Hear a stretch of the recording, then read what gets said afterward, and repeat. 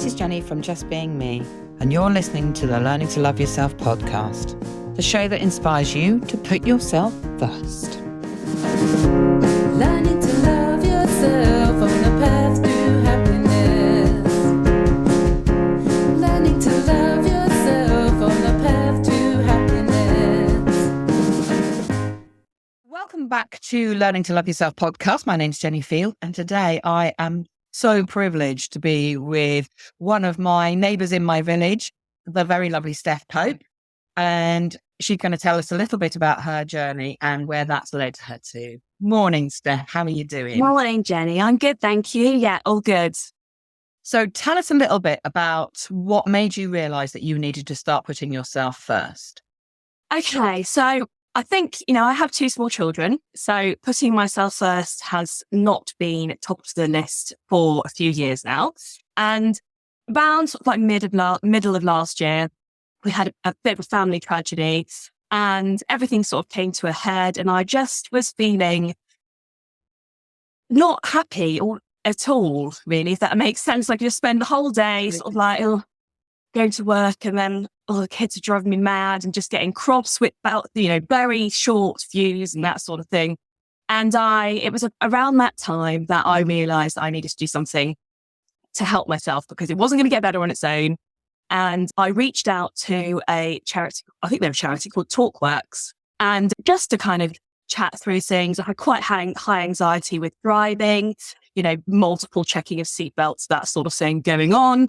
And I reached out to them and I spoke to a lovely lady over a few weeks, and she really helped me realize that I had to start looking after myself a bit better. And that's where it all kind of stemmed from, because I hadn't been doing that for so long. And that was where it started, really. So about sort of middle of last year, I really thought I needed to start doing stuff for myself. So that is basically where it all started. Tell me what it was that you did to start your self-care journey off. What was it that you looked to do? Okay, so part of my training for a course that I did fairly recently was around mindfulness and the use of guided relaxations and positive affirmations and all that sort of thing.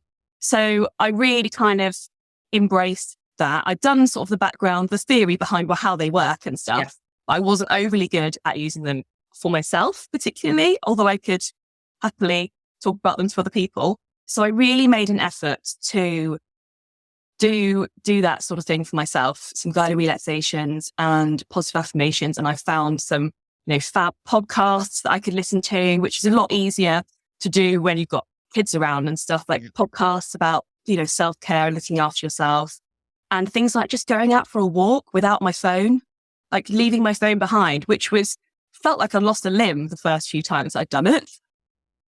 But it's a really weird thing, isn't it? Because my generation, when we were your age, we didn't have our phones. It's just honestly, I think because I run my business through it so much as well, like it's constantly a part of me. So leaving it behind was quite a big step, but actually it is what I needed to do. I needed to not have that constant buzzing on my phone. And I had a watch, my smart watch that would connect with it. And so even if my phone was muted, my watch would go off. It was just, So disconnecting a bit from technology, getting out for walks, practicing what I preach in terms of the using guided relaxations and listening to positive affirmations. And I did the self-paced Gabby Bernstein. Love Gabby Bernstein. Yeah. Love Gabby So Bernstein. I went on one of her sort of self-paced course things for not very much money. And that was wonderful because it forced me to spend 15 to 20 minutes a day listening to her, bit of teaching, and then doing the journaling and putting it into practice. Yeah. And that was amazing because that really forced me to be like, right, you have to do it. You paid for it, which, therefore I'm going to actually do it. And I found one of her guided relaxations in particular. It's a positive affirmation one. It's only 5 minutes, but it's literally the best thing ever. And I just listened to that every day. But when I was, just about to go to bed, and just listened to that. And that was fab. And it was changed everything really. Just 15, 20 minutes a day makes such a really interesting thing, isn't it? In the fact that actually, so when what catapulted me on my own self-care journey was using the affirmations. What got me there was using affirmations, guided meditations, journaling, walking. It was all of those things that actually don't cost you anything, because you can get onto YouTube and you can find whatever you want to find on there. And they don't cost you anything. And I find it really interesting how many professionals poo-poo the strength of changing your mindset by using all those mindfulness techniques. Right. It took me from a very, very dark place to a place of where I'm now back running in business, teaching other people to do that. And I just find it really interesting how people actually just poo-poo that. I mean, obviously I have clients now, but I also send them off with, affirmations and, here's some guided meditations. And I record meditations, but they're never longer than 10 minutes. Because I just think that most people can't find half an hour a day. I absolutely agree. They'll find 5-10 minutes, but they can't find half an hour a day. Most of us sit down and watch half an hour's telly or, half an hour scrolling or whatever. But when you're in that mindset to actually find half an hour to do meditation for yourself, which is a struggle to start with. So, it's once you get yourself onto that road, isn't it, of knowing, actually, this works for me, so I'm now going to find half an hour to go and do this. I'm going to give myself half an hour of this. Absolutely. It's holding the faith and thinking, do you know what, I'm just going to try this and see what happens. And I'm going to stick to it for a certain period of time and just try it. Because there's no harm in giving yourself like a week, say, of doing it 15, 20 minutes maximum, or even short. I just did 5 minutes for a lot of the days that I was doing it. 5 minutes with the guided relaxation that I really liked. Yeah, and it was amazing. And like you say, like mindset is just so important. And it just changing that, just a small shift makes a massive difference. And yeah, and just raises your vibration and just everything. Well, your like attracts like, doesn't it, when it comes to energy? Yeah, it's funny. It's not funny because this is a lot of what I talk about. But, I'm running a gratitude course myself at the moment. And I only charge $9.99 for my gratitude course because I want people to be able to come on it. If you give something for free, people don't necessarily consistently do it. Mm. And it's that moment where you hand your money over, isn't it, that makes people go, okay, I need to do this. Mm. So it's just like a token charge to give that impulse to I must do that. I've paid money for it. Yeah. But the difference it makes when somebody realizes, actually, I've got a choice in my thoughts here. And I can choose what I think, and what I think is what I attract, because we are energetic beings. We are vibrational, and vibrations attract the same vibrations back. So if you walk around thinking you're doom and gloom and life's just not okay, that's exactly what, that moment. How many times, I don't know about you, but for me, I've gone, is there anything else you're going to send me? Really? Yeah. And it's because I'm actually attracting it in myself. Yeah, I totally get that now. And before I started down the journey of, looking into doing gratitude and guided meditation, positive affirmations and stuff, I don't think I fully believed that I was causing my misery. So do you? If you like. There's the saying, isn't it? Everyone goes, oh, what's the third thing going to be because things come in threes? And actually, now I'm at a stage where if I find myself slipping into that, I'm like, nope. We're not going to go there. And then I'll think of some positive affirmations and kind of run through them in my head. I have some in front of me to do with my business that is literally in front of me when I'm sat on my desk. And if I'm feeling a bit wobbly about something, I'll just read through them. It's just a A4 page with various positive affirmations on it. And it makes such a big difference so quickly as well. It's just a quick snatch you out of it. It's training your mind, isn't it? Because your mind only knows what you tell it. Yeah. And that could be what you listen to, what you watch on television, what you read, but it's only what you tell it. So if you tell yourself, your brain, that actually I'm amazing, which was my affirmation that brought me out, is I'm amazing, which, for the first few weeks was a struggle to say because it was just like, I don't feel amazing. But then I started thinking to myself, well, look, my finger can move around in all these jointed ways. My wrist can move. Gosh, I am amazing. And when you change that tone in, I am amazing, your brain starts hearing that. And like you say, when you hear those negative thoughts and you tell your brain positive thoughts, your brain then knows, a negative thought is coming along. What she does is she changes that into a positive thought. So I'll just do that. and it becomes subconscious in the long run. Yeah. Because you taught your brain to do that. Yeah. It's a hard one to realize that actually you're responsible for everything. Yeah. It is a bit galling when you realize that actually the only person that can fix it is you. Absolutely. And, I think because I was getting so cross with the kids and then feeling horrendous mum guilt for, snapping at them for no obvious reason, it was really important to me that I stopped doing that. Like, that wasn't okay. Like, I didn't want my kids to have to experience my being cross with myself effectively to be affecting them. You're filling their brains with that. Yeah. And that's one of the things that I'm always saying out now is don't, do your self-care in front of your children. Do your self-care in front of other people, because they might go, what on earth are you doing? But if you say to them, I'm struggling a little bit at the minute, so this is one of the ways that actually I cope, it makes them go, oh, okay. So I do a lot of breath work. Yeah. We got to breathe anyway. You haven't got to find any extra time for breathing. You're going to do it anyway. And actually doing it with the children, because if children get upset, what's the first thing that we say? Breathe. Yeah. Breathe. And it is getting them to take a big, deep breath in. Well, if they see you doing that, then they're going to much easier be able to do it, aren't they? Yeah. Because they're like little sponges. They just are. absorb it. And especially in sort of the age that my kids are, they mimic quite a lot as well. So, sometimes they'll come and say things, you're like, oh, it's the only person you could have heard that from was me. So, yeah. So you talked about a little bit about removing yourself from social media and all the stresses. Do you find that spending screen time does actually wear you down? I'd say that it does. Yeah, I think it does. Well, especially as running a business using it, because the pressure is there to be constantly visible. Yeah. And, go, post this, post that, keep in front of everybody and all of that sort of thing. I do find it, obviously very useful for accessing things like guided relaxations and podcasts and all the good stuff that I want to be able to listen to and watch and that sort of thing. But I think it is very easy for it to negatively impact your well-being. And you have to be quite strict with yourself and be like, no, I'm not going to pick up my phone first thing in the morning. In fact, I listened to a Mel Robbins podcast the other week, and she was saying how she splits the day into sections. And the first section is the section between waking up and looking at her phone. Right. That's interesting. And then that extending the time frame of that sections obviously is really good for your well-being and stuff. So I've been actively trying to do that. But it becomes a habit though. That's the problem. Social media is such a habit. It is. I actually now put my phone onto do not disturb.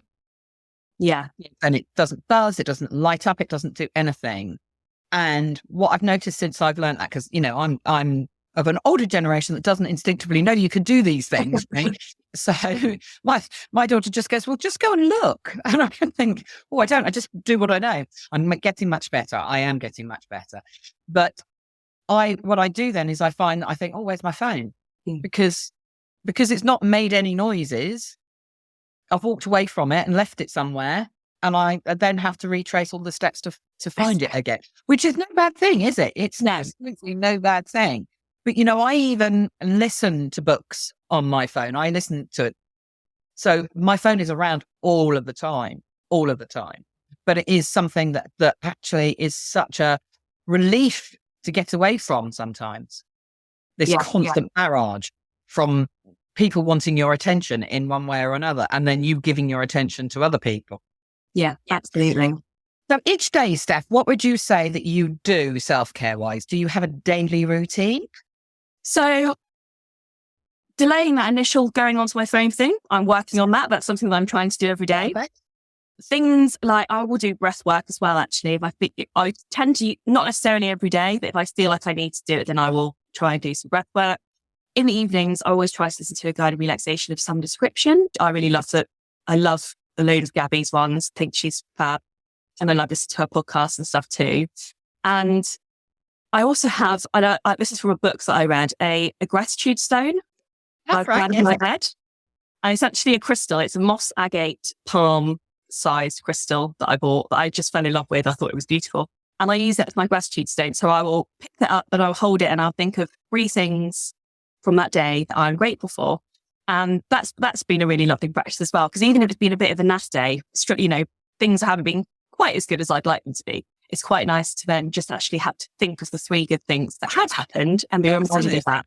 Because, at the end of the day, as I say, I'm running a gratitude challenge at the moment. At the end of the day, my thing is always, are you grateful you woke up this morning? Mm. It doesn't have to be grateful for your new car, grateful for a new telly. It doesn't have to be material things. It's actually, and the more I've traveled this journey, I don't know about for you, but the more I've traveled this journey, the simpler my needs are. I don't find that I need so much because I am just fulfilling myself from within. I don't need to be stimulated from outside. I can do it within, and I can definitely validate myself from within. I don't need other people to tell me I'm good. It's lovely, but I don't need everybody to tell me I'm okay anymore. So I find it's much simpler, and I get much more joy out of sitting and looking at some gratitudes or doing some breath work than I do from going down the pub for a drink. Having said that, because we do the whole living our lives on screen things, which for me, work-wise, I'm on screen 4 days a week at least, I do take time to go out and make sure I see 3D human beings. Because that connection is very, very important. And actually receiving the energy directly from an actual human being rather than on a screen is a big difference, isn't it? Yeah, absolutely. So do you have a routine that if you really feel you're having a wobble, and we all have those days where we have a wobble, and it's perfectly fine to have a wobble, but do you have a routine to get yourself out of that? So it sounds a bit silly. I don't know whether it sounds silly or not, actually. If I'm having a wobble, normally my wobbles are work related because I'm only a newly established business. So if you have the occasional wobble with things about that sort of thing, I will go back and I will have a look through my old testimonials from clients where they've been grateful for the work I've done. I will take myself off for a bath, even lock the door so I can't be disturbed. I don't want to have anybody joining me, any small people. And just like having a bit of a lie in the next morning with a cup of tea and reading a book and just taking some time to do something that I enjoy doing and refocusing my energy back on me. I think because of what I do as well, it can be quite intense emotionally, and I need to actually diffuse that for myself, for my own sort of well-being, so that it does become quite important that I do that on a fairly regular basis. I love Steph. I mean, we've known each other for about 8 or 9 years. Yes, I say, yeah. Yes, I think it was prior to number 1. It was prior to number 1 child, yes. So yeah, nothing like that. Yes, it was. You were pregnant. And obviously, family-wise, the families are, we're for those that don't know, we're in a very small village, so a lot of the families are interconnected. But it's so lovely to see your journey through to, and actually sitting there and the validation of yourself is so much, it's so obvious. And you're just being with it, which is amazing for anybody listening. She is literally beaming with what's going on in her world. So Steph, tell us a little bit about your business, because we've alluded to this all the way through. Yes. So I am a breastfeeding counsellor and a mindful breastfeeding practitioner. So I support mums with feeding their little ones, whether that's breast, bottle or both, just to overcome the challenges they might be facing and dealing with the emotional aspects of things that aren't going quite to plan, shall we say. Hence why I did the mindful breastfeeding course, because as with everything, mindfulness really helps with new motherhood as well. So yeah, that's what I do. And I also teach antenatal, like preparing to breastfeed your baby, to give people a bit of a heads up on what's potentially coming. And I also run regular starting solids courses for parents so that they've got all the information slightly further down the line as well. So is this online, in person? The majority is in person, although I do also offer all services online as well for those who are further afield. But at the moment, the majority of what I'm doing is in person in the local area, which is really lovely. So I run the local feeding support group as well. So it's just really lovely to be in this community of mums and helping them all meet each other and support each other that way as well. But do you have, because obviously we will be putting all of Steph's links down below. Do you have Facebook groups or, Instagram groups with support information on there? Can people reach out to you and ask you questions? Yeah, so I'm on Facebook and I'm also on Instagram, and anybody can message me anytime to ask questions about what I do. Or I'm more than happy to guide people towards resources that they can find online and that sort of thing. I have my website as well, so that's where I send people to book sessions with me.